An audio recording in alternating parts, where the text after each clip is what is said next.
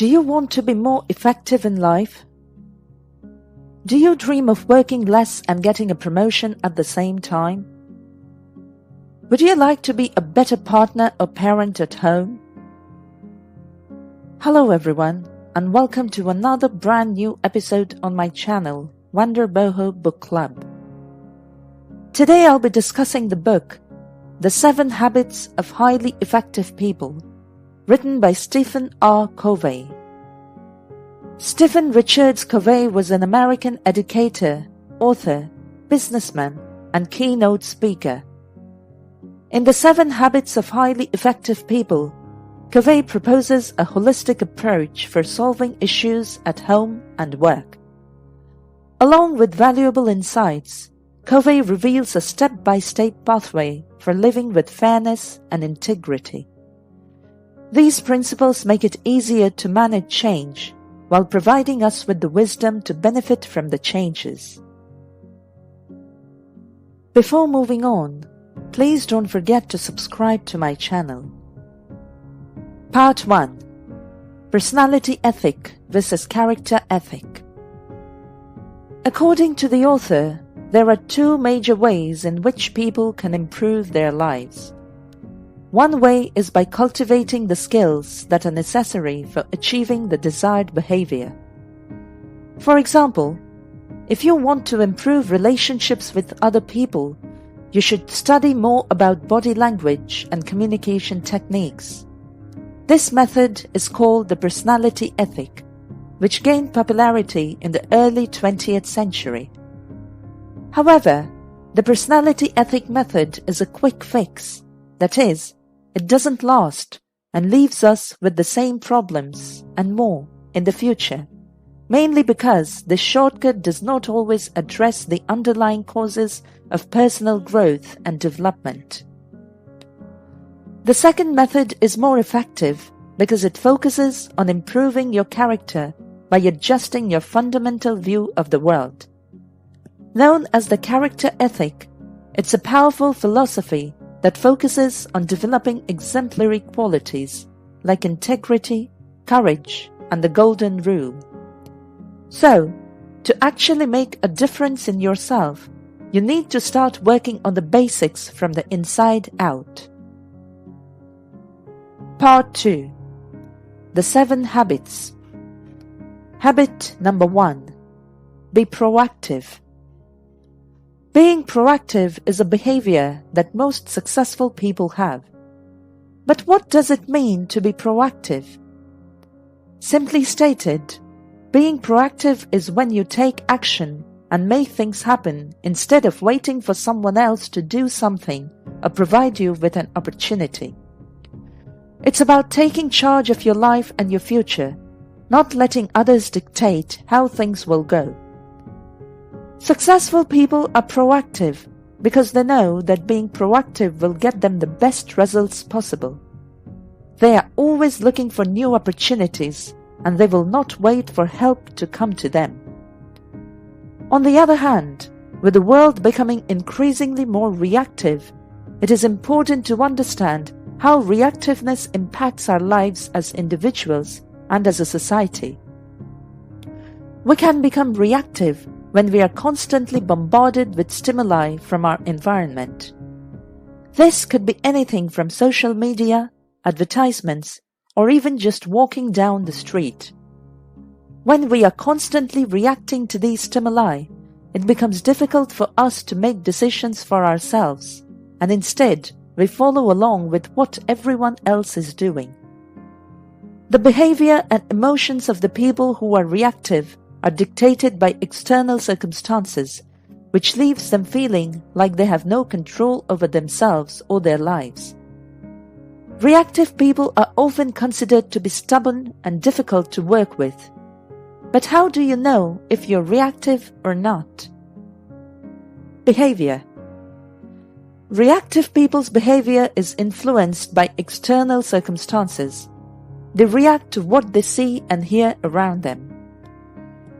They may have a short temper because of the stress that they experience from the challenges in their lives. They may also be more likely to feel sorry for themselves when things don't go their way, which can lead to depressive episodes.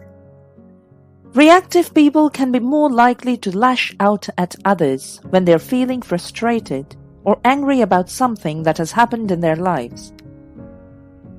Emotions. Reactive people will feel emotions that are powerful and intense. This can lead to heightened levels of stimulation and excitement. In order to understand the opposite concepts of proactiveness and reactiveness, let's take a look at two concentric circles.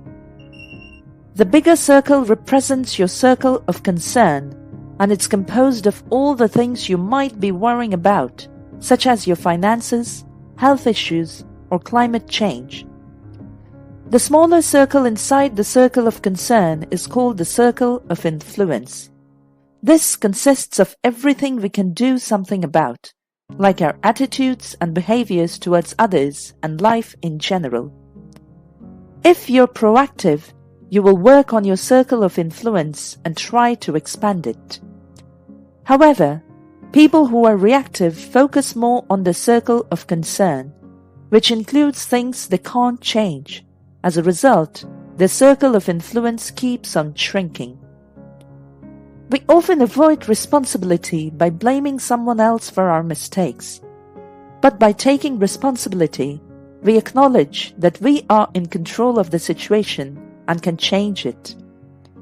In order to be proactive, you need to acknowledge your mistakes and work on fixing them.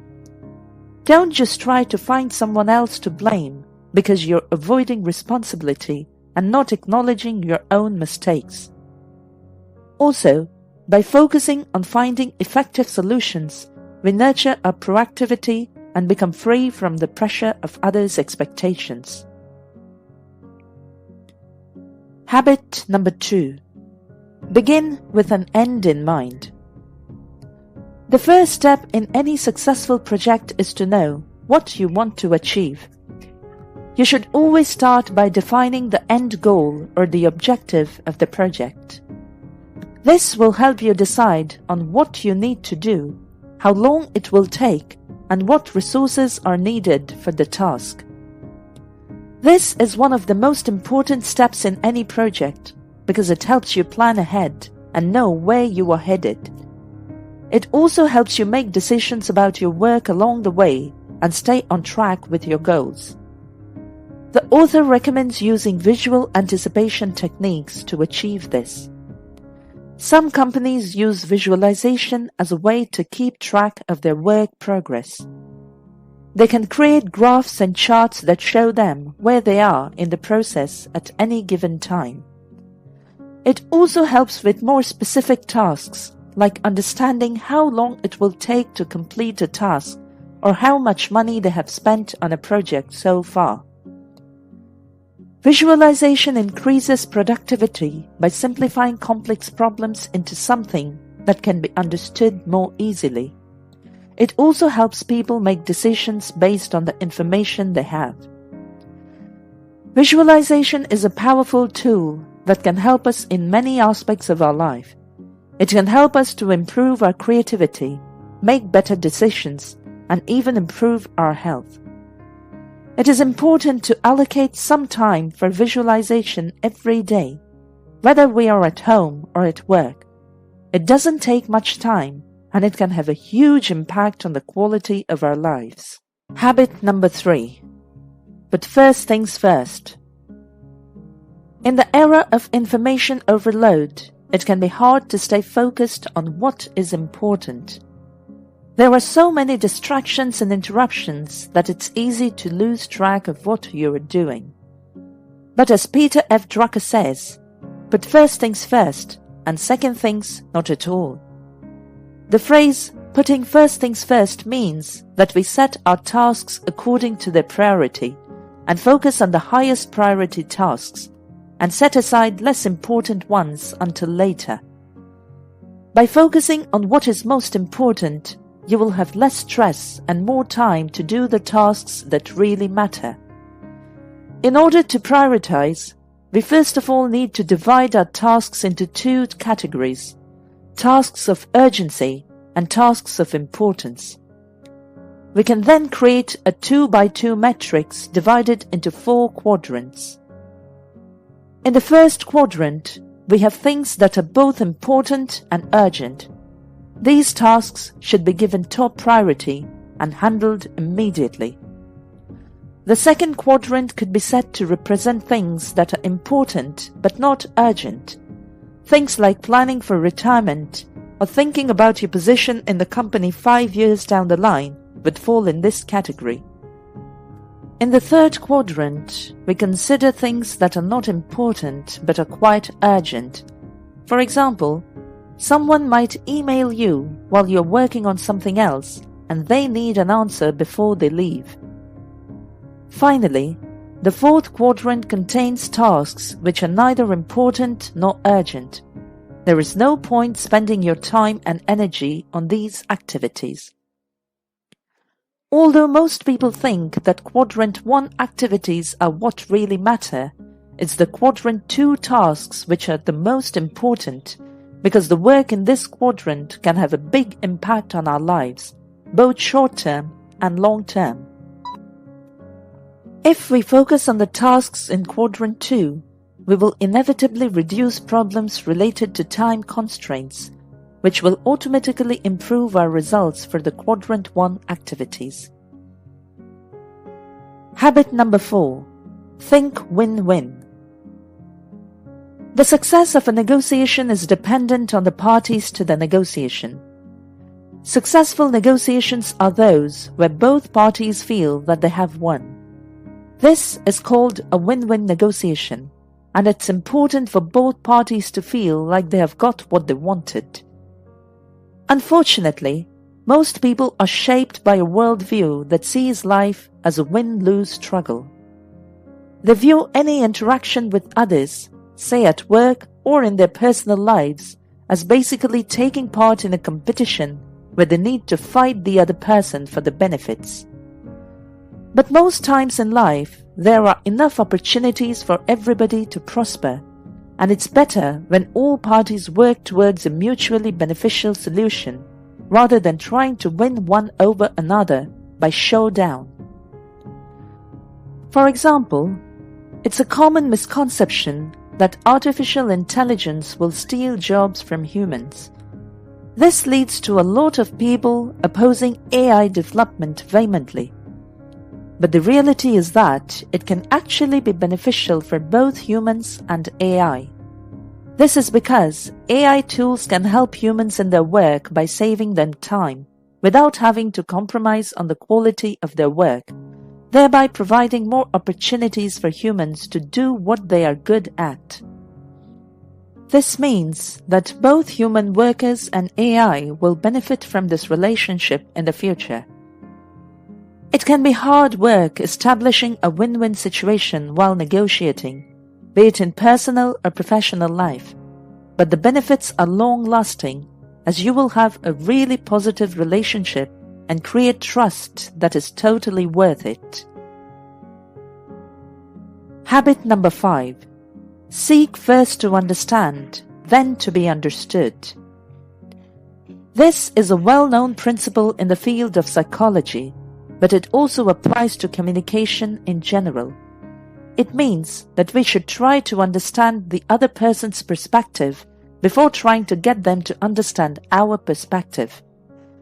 This is done by asking questions and listening carefully to what they have to say. You should avoid making any judgments or assumptions about them until you have a clear understanding of their perspective. Once you have a clear understanding of what they think and feel, then you can start communicating with them in an effective way. In layman's terms, words only make up about 10% of all forms of communication. Body language is responsible for about 60% of overall communication, and the rest comes from inflection and intonation.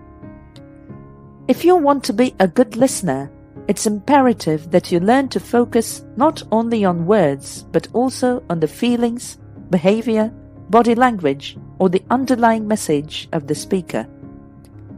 It can sometimes be hard to empathize with people since we are so involved in our own thoughts. But if we set our minds on observing their overall behavior instead of only focusing on the things they say, it will be easier for us to understand where they are coming from. Empathy is a skill that takes time and effort to master, but it's worth it in the end. If we are able to listen to others with empathy, people will open up more to us and be more receptive to our advice. Let's take the example of communicating with someone who speaks English as a second language. Non-native English speakers often have different cultural backgrounds from native English speakers. This means that they will often have different views on things like time, relationships, and even politics. So, it's important for native speakers to understand them before trying to communicate with them. Habit number 6. Synergize. Synergy is the concept of two or more elements coming together to create a whole that is greater than the sum of its parts. The word synergy comes from the Greek synergia, meaning working together. Synergy can be created in many ways. One way is through cooperation, which is the act of working together for a common goal. Cooperation can further be achieved through communication, which is the act of sharing information and ideas with others to achieve a common goal. In terms of social interactions, we can use synergy to promote collaboration, understanding, and empathy. We can start with our own self-awareness. We need to know what we want in order to be able to collaborate with others and work on common goals. This means that we need to know what our strengths are and make sure that we use them in a way that will benefit us and others around us as well. We should also be open to new opportunities that may arise from our strengths. To make sure that we are not missing out on any opportunities, we should maintain good communication with others and keep an open mind. It's also important for us to not only focus on ourselves, but also on how our actions affect other people around us. Habit number 7. Sharpen the saw. The key to long-term effectiveness is to avoid working ourselves to death. This means that we must be able to balance our lives between work and leisure time. It is not about how much we work, but rather how we work. It is not about how many hours we spend at the office each day or what kind of projects we take on, but instead it is about how these hours and projects affect us. We need time for family, friends, hobbies, and other activities that will keep us happy and refreshed in order for us to be at our best when it comes to getting things done. This is what the author refers to as sharpening our saws, and says that in order to maximize our productivity and effectiveness at whatever we do, it's imperative that we sharpen our saws on a regular basis. For example, if we want to stay in shape, eating healthily, exercising, and avoiding other behaviors that could lead to illness are important. Achieving spiritual health does not have to be hard. It can come simply from meditating, praying, or self-reflecting. For better mental health, avoid TV and read more books. Practice your writing skills. Write letters, poetry, or keep a diary. Planning and organizing can be done to keep your mind sharp and fresh too. Also, we need to take care of our emotional health, and this includes understanding other people and building healthy relationships with them.